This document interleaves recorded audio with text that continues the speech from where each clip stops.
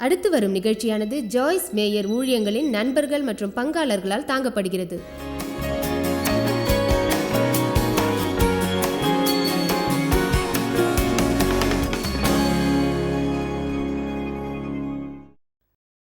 வனாந்திர மனப்பான்மை. தவறான எண்ணம் உங்களுக்கு இருந்தால் என்ன நிகழும்? தவறான பண்பு இருந்தால் என்ன நிகழும்? இங்கே உள்ள அநேகம் பேருக்கு நல்ல குணம் இருக்கும் என்று நம்புகிறேன். ஆனால் சில மக்களுக்கு அப்படிப்பட்ட குணம் இல்லாமல் இருந்தால் நான் அவர்களோடு இருந்த சிறிது நேரம் அவர்களிடம் பேசுவேன். ஆமென்.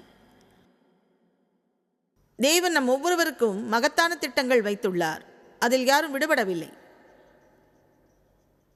வார்த்தையில் அநேக விஷயங்களில் அவர் வாக்குத்தத்தம் உள்ளது. அவைகளை நாம் அடைய தேவன் விரும்புகிறார். அவருடைய வாக்குத்தத்தங்கள் ஒவ்வொன்றையும் நாம் அடைய தேவன் விரும்புகிறார். அந்த வாக்குத்தத்தத்தின்படி சில மக்கள் வாழ்கின்றார்கள். ஆனால் சில மக்கள் அம்மாதிரியான வாழ்க்கையை வாழ்வதில்லை. ஏன்? அதை பற்றி சொல்வதென்றால் இஸ்ரவேலர்களின் உதாரணத்தை நாம் சொல்லலாம். அவர்கள் எகிப்தில் சிறைவாசத்தில் இருந்தனர், எகிப்தில் அடிமைகளாக இருந்தனர். அப்படிப்பட்ட ஒரு வாழ்க்கை தேவன் இல்லாமல் பாவமடைத்து வாழக்கூடிய ஒரு வாழ்க்கைக்கு சமமாகும். அவர்கள் தேவனை அறிந்திருந்தார்கள். அவர்களை வெளியேற்றுவதற்காக தேவனிடம் ஜெபித்தார்கள். அதற்கு பொருத்தமான ஒரு நல்ல விஷயம் உள்ளது. தேவன் அவர்களை எகிப்திலிருந்து வெளியேற்றியதோடு சத்திய பூமிக்கு அழைத்து வந்தார். அவர்களை பாதுகாக்க அவர் அழைத்து வந்தார். ஆனால் அவர்கள் வனாந்திரத்தில் பயணம் செய்யக்கூடிய ஒரு நிலைமை இருந்தது. அது மொத்தத்தில் 11 நாள் பயணமாகும். வேதம் சொல்கிறது எகிப்தின் எல்லையில் இருந்து சத்திய பூமிக்கு வருவதற்கான 11 நாள் பயணம் அது. ஆனால் அவர்கள் 11 நாளில் நிகழ்த்த வேண்டிய பயணத்திற்கு 40 வருடங்களானது. இப்போது தேவனுடன் நமது பயணம் உள்ளது. உங்களில் எவ்வளவு பேர் தேவனோடு ஒரு பயணம் இருப்பதை உணர்கிறீர்கள்? அது தேவனுடனான நடைப்பயணம். அதை பலவிதமாக நாம் அழைக்கின்றோம். ஆனால் என் வாழ்வில் ஒவ்வொரு வருடம் கழியும் போதும் என் வாழ்வின் அந்த பயணத்தை பற்றியும் தேவனுடன் பயணிப்பதை பற்றியும் அதிகமாக யோசிக்கிறேன். எனவே அந்த பயணத்தில் நீங்கள் எங்கிருக்கிறீர்கள் என்று உங்களை நீங்களே கேட்க விரும்புகிறேன். நீங்கள் சத்திய பூமியில் வாழ்கிறீர்களா அல்லது வனாந்திரத்தின் ஏதோ ஒரு பகுதியில் இன்னும் சுற்றித் திரிகிறீர்களா? அப்படி என்றால் இஸ்ரவேலர்கள் செய்ததை குறித்து நீங்கள் மிக எச்சரிக்கையோடு இருக்க வேண்டும். அவர்களின் எதிரிகளை எதிர்த்து நடந்த அந்த பயணம் முன்னேற்றத்தின் தடையாகும். அதை மீண்டும் சொல்ல விரும்புகிறேன். அவர்களின் எதிரிகளை எதிர்த்து தாமதமாக சென்றது அவர்களது குற்றமாகும். அது பிசாசின் தவறாகும். அந்த வழியில் தான் நான் வளர்க்கப்பட்டேன். ஏனென்றால் பிறருக்கு கிடைத்த நல்ல வாய்ப்புகள் எனக்கு அப்போது கிடைக்கவில்லை. அது உங்களுக்கு என்னவென்று புரியாது. அது ஏனென்றால் அது என்னுடைய பொறுப்பாக நினைக்காமல் பிறருடைய பொறுப்பாக நினைத்ததுதான். சில ஆண்டுகளுக்கு முன்னால் தேவன் என்னிடம் சொன்னார். அதாவது 20 ஆண்டுகளுக்கு முன்பு தேவன் என்னிடம் கூறினார், அது அவர்களின் எதிரிகள் அல்ல. அவர்களை அழைப்பது ஐட்ஸ், ஜெபுசைட்ஸ், கேனனைட்ஸ், பெரிஜெட்டிஸ் மற்றும் ஹிவைட்ஸ். அது அவர்களுக்குள்ள குணத்தை குறிப்பது. வெளிப்படையானது, எளியது. எண்ணத்திலிருந்து குணம் வருகிறது. மேலும் நமது எண்ணத்திலிருந்து வார்த்தைகளும் வருகிறது. தேவனின் வார்த்தையை நீங்கள் கவனமாக படித்தால் உள்ளபடியே உங்களுக்கு ஒரு யோசனை வரும். அதாவது நீங்கள் பேசும் எல்லா வார்த்தைகளும் உங்கள் வாழ்வில் முக்கியமானதும் வல்லமை உள்ளதும் ஆகும். விசுவாசமிக்க ஒரு வாயிலிருந்து வெளிப்படும் தேவனின் வார்த்தை சாத்தானுக்கு எதிரான மிகவும் வல்லமை மிக்க ஒரு ஆயுதமாகும். வார்த்தையை அறிவது ஒன்றுதான் அவனை தோற்கடிப்பதற்கான ஒரே ஒரு வழியாகும். வார்த்தையில் வாழ்வோம், வார்த்தையை பேசுவோம், வார்த்தையை விசுவாசிப்போம். அவை எல்லாமே உங்கள் எண்ணத்தில் வருகிறது. எனவே நமது எண்ணங்களை நாம் கணக்கில் எடுத்துக்கொள்ள வேண்டும். நாம் என்ன நினைக்கிறோம் என்பதை யோசிக்க வேண்டும். நாம் பேச விரும்புவதை பற்றி உணர வேண்டும். நீங்கள் நல்லதையே தேர்வு செய்ய வேண்டும். அவர்களை வனாந்திரத்தில் வைத்ததற்கு முதல் காரணம் அவர்களுக்கு இருந்த வனாந்திர மனப்பான்மை. அதோடு அவர்களுக்கு வருங்காலத்தை பற்றிய தெளிவான தரிசனம் இல்லை. அவர்களிடம் கெட்ட குணம் இருந்தது, மாறுபட்ட குணம் இருந்தது. எல்லாமே அவர்களின் பழமையின் அடிப்படையில் இருந்தது. தேவன் அவர்களிடம் நம்பிக்கையை விரும்பினார், கனவை விரும்பினார், அவர்கள் வாழ்வில் தரிசனத்தை விரும்பினார். இரண்டாவது வகையான வனாந்திர மனப்பான்மை உள்ளது. அதாவது பிறர் நம்மிடம் வந்து சொல்ல வேண்டும் என்று விரும்புகிறோம். ஆனால் யாரும் நம்மிடம் வந்து எதையும் சொல்ல மாட்டார்கள். ஆனால் நமது குணம் அதைத்தான் எதிர்பார்க்கும். அது அவ்வளவுதான். எனக்காக அடுத்தவங்க தான் எல்லாம் செய்யணும், நான் எந்த பொறுப்பும் ஏற்க மாட்டேன்.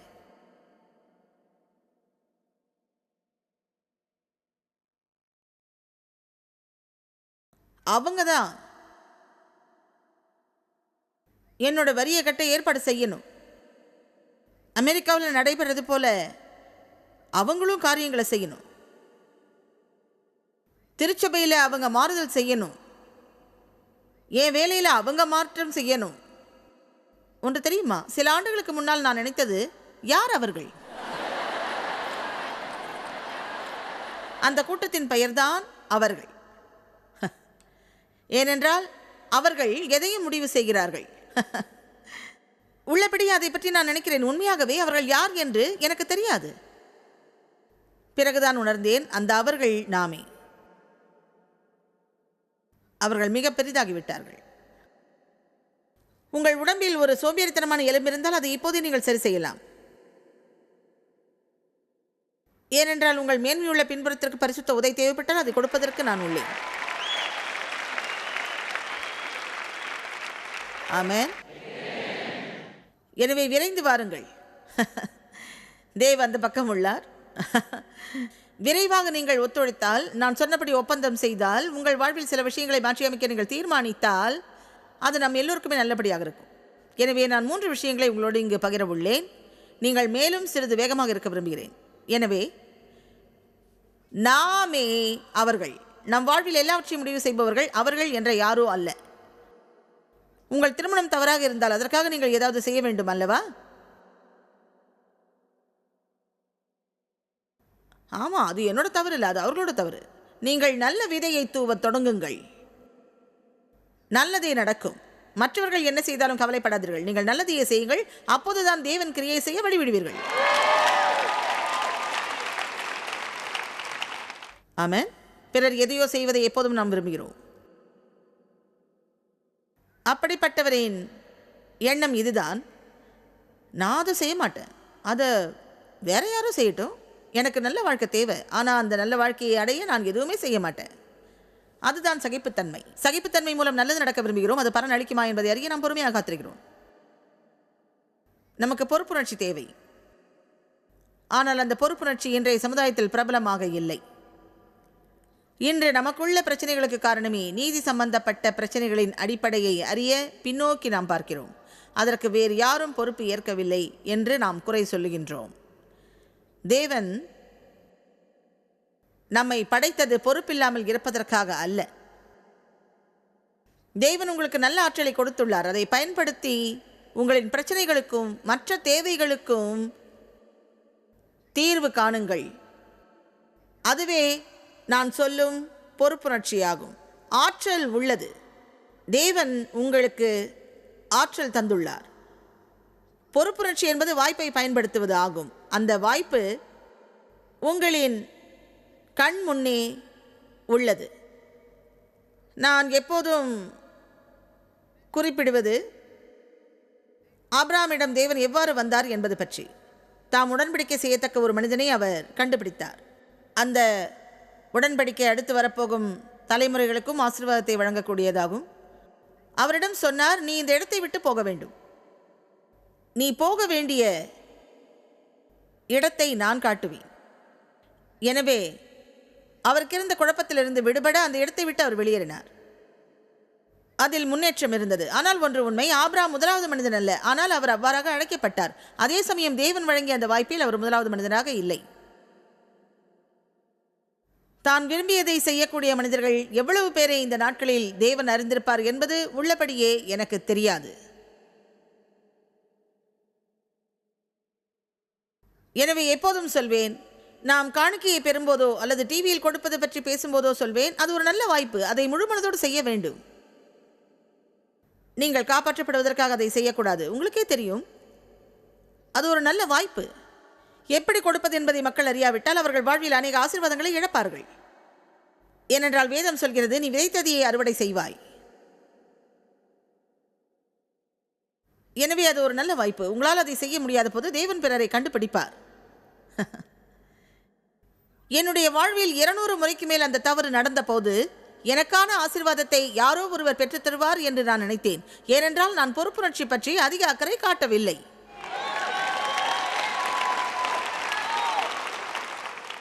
அநேகர் அழைக்கப்பட்டு சிலர் தேறுகிறார்கள். அது ஒரு அருமையான வேதவசனம். இந்த உலகில் அதற்கான அர்த்தம் என்ன? ஒருவர் சொல்ல நான் கேட்டேன், ஏராளமான மக்கள் அழைக்கப்படுகிறார்கள், ஆனால் அவர்கள் எல்லோருமே அந்த அழைப்பிற்கான பொறுப்பை ஏற்பதில்லை. மகத்தான காரியங்களை நீங்கள் செய்ய தேவைப்படுவது வேலை, விடாமுயற்சி மற்றும் தியாகம். அதோடு தேவன் செய்ய சொன்னதையும் நாம் செய்ய வேண்டும். இஸ்ரவேலர்கள் அவர்களது இனிய இதயத்தை ஆசீர்வதித்தார்கள். அவர்கள் வெளியேறிய பிறகு குறைப்பட்டார்கள், முணுமுணுத்தார்கள், துடித்தார்கள். ஆனால் அங்கு எல்லாமே மோசேயும் தேவனும் தான். அங்கு அவர்களுக்கென்று எது ஒன்றும் இல்லை. அந்த வாய்ப்பு வழங்கப்பட்டதில் ஆபிரகாம் முதலாவது மனிதர் அல்ல, அவரது தந்தைக்கு தான் அந்த வாய்ப்பு முதலில் வழங்கப்பட்டது. இப்போது நீங்கள் ஆதியாகமம் 11:31 பார்க்க வேண்டும் என்று விரும்புகிறேன். நன்றாக கேளுங்கள். தேராகு தன் குமாரனாகிய ஆபிராமையும் ஆரானுடைய குமாரனும் தன் பேரனுமாயிருந்த லோத்தையும் தன் குமாரன் ஆபிராமுடைய மனைவியாகிய தன் மருமகள் சாராவையும் அழைத்து கொண்டு அவர்களுடன் ஊர் என்கிற கல்தேயருடைய பட்டணத்தை விட்டு கானான் தேசத்துக்கு போக புறப்பட்டான். ஆனால் ஆரான் மட்டும் வந்தபோது இதில் உள்ள ஒரு வார்த்தையை பார்ப்போம். ஆனால் அந்த ஒரு வார்த்தை தான் மிகப்பெரிய பிரச்சனை. அதை நாம் அடிக்கடி சொல்வது சரியல்ல, ஆனால் அம்மாதிரியாக நாம் கண்டிப்பாக செயல்படக்கூடாது. ஆனால் இதை சாப்பிட வேண்டிய அவசியம் எனக்கு இல்லை, ஆனால் இந்த பணத்தை நான் நிச்சயமாக செலவழிக்க கூடாது, ஆனால் இதை நான் மன்னித்தே ஆக வேண்டும், ஆனால் இதை நீங்கள் கடினமாக ஏற்கக்கூடாது என்று விரும்புகிறேன். அப்படி செயல்படுபவர்களுக்கு எவ்வளவு உதவி கிடைக்கும் என்று எனக்கு தெரியாது. நீங்கள் சரி என்று அறிந்தும் அதை செய்யாவிட்டால், அல்லது நான் சரி என்று அறிந்தும் அதை நான் செய்யாவிட்டால், மீண்டும் அது நம்மை விளையாட்டு பூங்காவில் தள்ளிவிடும். அப்படித்தானே?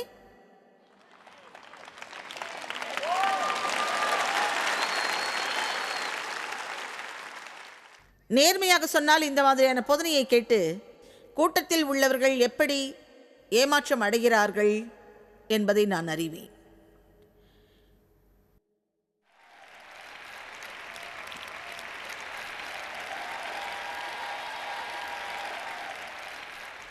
நான் எப்போதும் மக்களிடம் சொல்வேன், என் ஊழியம் இனிப்பானதல்ல. நீங்கள் இனிப்புக்காக வந்திருந்தால் இந்த நகரத்தின் வழியே வரும் வேறு யாரையாவது நீங்கள் பார்க்க வேண்டும். ஏனென்றால் நான் ஒரு பசலக்கீரை, கேரட், கொய்யாப்பழம், பழரசம் மற்றும் இறைச்சி இறைச்சி இறைச்சி இறைச்சி இறைச்சி ஆனால் அதை மீண்டும் நினைப்போம். அவர்கள் ஆரோன் மட்டும் வந்தபோது அங்கே இருந்து விட்டார்கள். ஓ, அதை நான் வெறுக்கிறேன். தேவன் அவர்களுக்கான அழைப்பை விடுத்ததை அவர்கள் அறிவார்கள். அவர்கள் புறப்பட்டார்கள். ஆனால் ஆனால் ஆனால் ஆனால் அவர்கள் போக வேண்டிய தூரத்துக்கும் குறைவாக தேவன் விரும்பியதை அவர்கள் செய்ய தவறினார்கள் என்பதே இதில் உள்ள உண்மையாகும். எனவே இன்று உங்களை நீங்களே கேட்க விரும்புகிறேன். உங்களுக்கு தரிசனம் கிடைத்த பின்பு, கனவுகள் வந்த பின்பு, நீங்கள் நெருப்பின் மேல் நின்ற பின்பு, உருக்கமாகவும் வெற்றியோடும் இருந்த பின்பு உங்களுக்கு ஒரு உறுதி இருந்தது. ஆனால் நீங்கள் எங்கோ இருந்தீர்கள். அதாவது நீங்கள் மகிழ்ச்சியாக இல்லை, ஆனால் அதை வெளிப்படுத்துகிறீர்கள். அதை எல்லா நாளும் செய்ய முடியும்.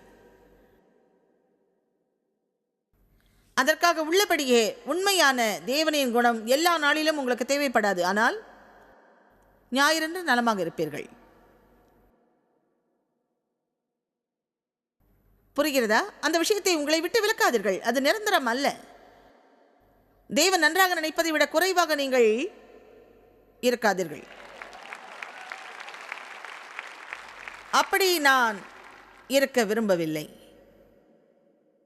அன்றொரு நாள் காலை தேவன் என்னிடம் பேசியது நினைக்கிறேன். அந்த உணர்வு அடிப்படையாக எனக்கு எப்போது தோன்றியதென்றால், மக்கள் எனக்கு எதிராக இருக்கும் போதும், முரண்பாடாக செயல்பட்ட போதும், அது இப்போதும் என்னில் உள்ளது. நீங்கள் ஆவியில் காளையைப் போல இருக்க வேண்டும்.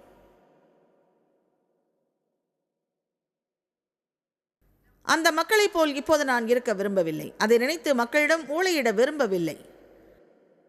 ஆனால் அது பிசாசிடம் வரும்போது நீங்கள் காளையைப் போல் இருக்க வேண்டும். நீங்கள் இருக்க முற்படுவீர். எனது விஷயங்களை நான் கிறிஸ்துவின் மூலமாக சந்திக்க உள்ளேன். அதை நான் எப்போதும் கைவிட மாட்டேன்.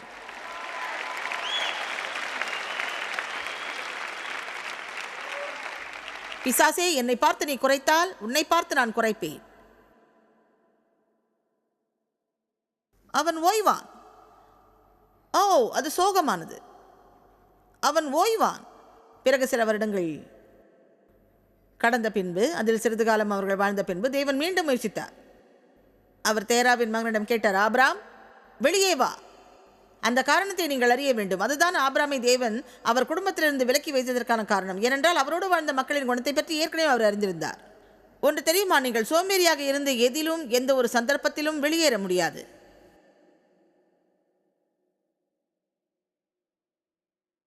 எனக்கு பிசாசிடம் ஏகப்பட்ட பிரச்சனை இருந்தது. என்னை கீழே கொண்டு வர வேறு யாரும் தேவையில்லை. என் வாழ்வில் என்னை சந்தோஷமாக வைக்க சிலர் தேவை.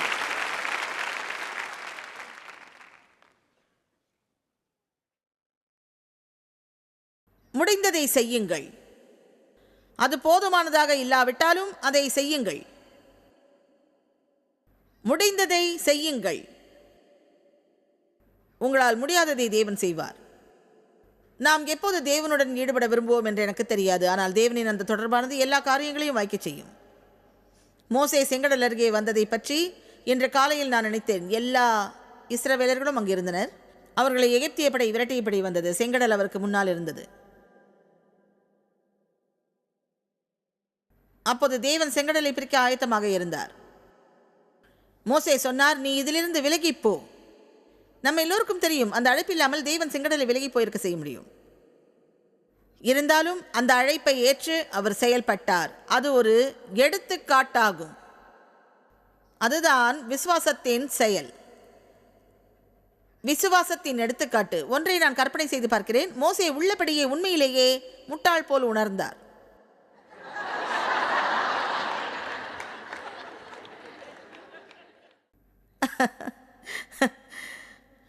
அவர் தன்னால் முடிந்ததை செய்தார். தேவன் தன்னால் முடியாததை செய்தார். அதில் ஏமாற்றமடைந்த மனிதரை பற்றி நான் நினைக்கிறேன். அவர் தத்தளித்தார். அதில் உள்ள உண்மை, அவரது படையை அவரால் முன்னே செலுத்த முடியவில்லை. அது அழிக்கப்பட்டது, திரும்பி வந்தது. ஆனால் அதில் எந்த முன்னேற்றமும் இல்லை. அது ஒரு இடத்தில் உறைந்து போய்விட்டது. அப்போது இயேசுவானவர் மக்களால் செய்ய முடியாததை செய்ய வைத்ததில் மகிழ்ந்தார். அவர் சொன்னது இதுதான், உன் கையை நீட்டு. ஓ, என்னை மன்னிப்பீர். ஹலோ, அதனால் தான் இங்குள்ளேன். ஏனென்றால் என் கையை என்னால் நீட்ட முடியாது. நான் சொல்வது உங்களுக்கு புரியும் என்று எதிர்பார்க்கிறேன். அந்த மனிதனிடம் ஏதோ ஒன்று விசுவாசத்தின் அடிப்படையில் இருந்தது. கிறிஸ்து சொல்லியதை தன்னால் செய்ய முடியாது என்பதை அவர் நன்றாக உணர்ந்திருந்தார். அதுதான் அவருக்கு தூண்டுகோலாகவும் இருந்தது என்று நம்புகிறேன். பிறகு அவர் துணிந்தார். தன்னால் முடிந்ததை அந்த நேரத்தில் செய்ய முயன்றார். அவர் செய்ய முடியாததை இயேசு செய்தார். ஒன்று சொல்கிறேன், என் வாழ்வில் அநேக நேரங்களில் நிகழ்ந்த ஒரு விஷயம். அது என்னால் சிறிதளவே செய்ய முடிந்தது. அதை நான் முயற்சி செய்ய தொடங்கியது 3.5 வருடங்களுக்கு முன்னால். அது எனக்கு அமைதியான பயணமாகும். அதை நான் 64 வயதுக்கு முன் தொடங்கவில்லை. அது எப்படி என்பது தெரியுமா? மிகவும் வித்தியாசமானது. ஆனால் தேவன் பல ஆண்டுகளாக எனக்கு அதை செய்யவில்லை என்ற அர்த்தமல்ல. அதை நான் செய்ய விரும்பாததே உண்மை. 1000 மன்னிப்பு கேட்டு அதை செய்ய வேண்டும் என்று முடிவாக நினைப்பேன். எனது கடைசி பயணத்தில் வலிமையாக இருக்க நான் விரும்புவேன். தேவன் என்னிடம் செய்ய சொன்னதில் ஆர்வமாக இருப்பேன். அந்த நடவடிக்கையில் சில நேரங்களில் நான் புண்பட்டது உண்டு. ஏனென்றால் நான் எதிர்ப்பானவள். அவர்கள் கொடுத்த பயிற்சியை எப்போதும் செய்ய மாட்டேன். அதை ஜாய்ஸின் பயிற்சி என்று அழைப்பார்கள். அதாவது நகரத்திற்கு வெளியே இருக்கும்போதும் அதை நான் செய்ய முற்படுவேன். அதை நான் முடிப்பேன். நான் செய்வேன். என்னை புண்படுத்துவேன்.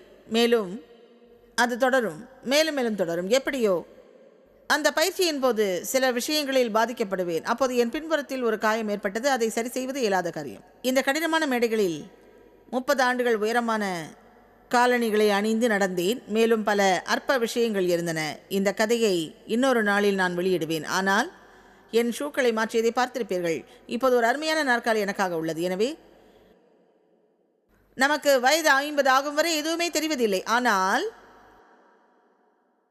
இந்த பிரச்சனை 50 வயதை கடந்து எனக்கு வந்தது. சென்ற வாரம் நான் ஜிம்மில் இருந்தேன். எனது பின்புறம் நன்றாக இருந்தது, எனது தோள்களும் அப்படியே, என் மூட்டும் அப்படியே, என் மணிக்கட்டும் அப்படியே. நான் வழக்கமாக செய்யும் ஒரு பயிற்சியை செய்ய முற்பட்டேன். சதை பிடிப்பை உணர்ந்தேன். என் மூட்டின் மத்தியில் அதோடு நிறுத்தினேன். என் பயிற்சியாளரிடம் சொன்னேன், அதாவது ஒன்றை நான் சொல்ல விரும்புகிறேன். என் சிறிய விரலால் நகர்த்த முடிந்ததை நகற்றும் வரையில் இந்த ஜிம்மில் நான் இருப்பேன். அதை உள்ளபடியே எனக்காக அப்போது நான் சொல்லவில்லை.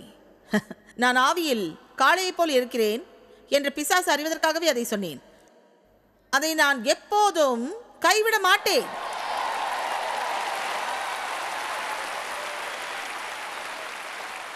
ஆமென்.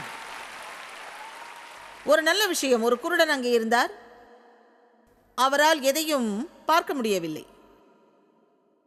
அவர் சுகமளிப்பிற்காக அழுதார். இயேசு அவரிடம் சொன்னார், உங்களுக்கு தெரியும், நிலத்தின் மீது துப்பினார். அது வித்தியாசமான ஒன்று. மண்ணை அவர் எடுத்தார், அந்த நபரின் கண்களில் அதை உள்ளபடி பூசினார். பிறகு சொன்னார், அதை ஒரு குட்டையில் போய் கழுவி வா என்று. மன்னிக்கவும், இயேசுவே தெரியவில்லை, குட்டையை பார்க்கவில்லை. அதை அடைவதற்கு முன்னால் இந்த குன்றிலிருந்து வீழ்வேன். இயேசு மக்களிடம் சொன்ன சில விஷயங்கள் அந்த மாதிரியாகத்தான் இருக்கும். எனக்கு தெரியவில்லை இயேசுவே, ஆனால் அந்த நபர் என்ன செய்திருக்க வேண்டும் அது எனக்கு தெரியாது. பிறகு இயற்கையை மீறிய ஏதோ ஒன்று அவருக்குள் நிகழ்ந்திருக்க வேண்டும். அவர் அதை பற்றி உணர்ந்தார். அந்த குட்டையின் வழியே அறிந்தார். திரும்ப வந்து பார்வையை பெற்றார். அதுவே எனக்கு தெரியும். ஆமென்.